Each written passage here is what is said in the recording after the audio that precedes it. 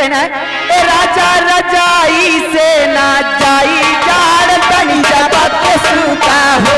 राजा रजाई से ना जाई जाड़ तनी जपत के सूता हो।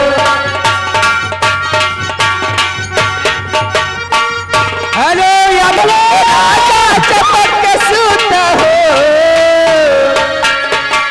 चपक के सूता हो, राजा चपक के सूता हो। राजा रजाई से ना जाई जाड़ तनी चपक के सूता हो। हेलो हेलो ये भी कर दो शादी, सारे लड़कों की कर दो शादी, बस एक कंवारा रखना, बस एक कंवारा रखना।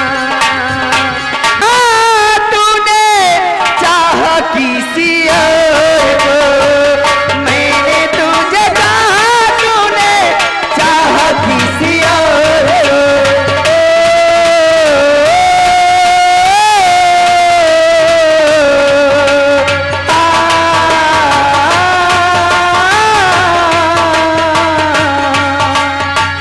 हेलो तूने चाहा किसी और को, मैंने तुझे चाहा, तूने चाहा किसी और को।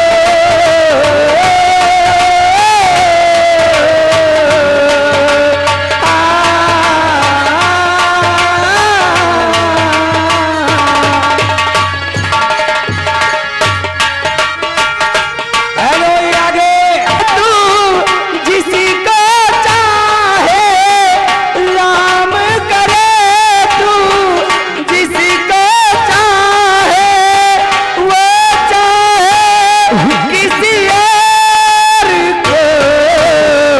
मैंने तुझे चाहा, तूने चाहा किसी और को।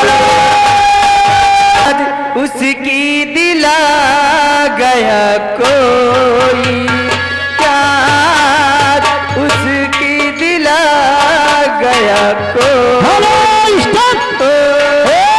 जवान होने दे अभी जो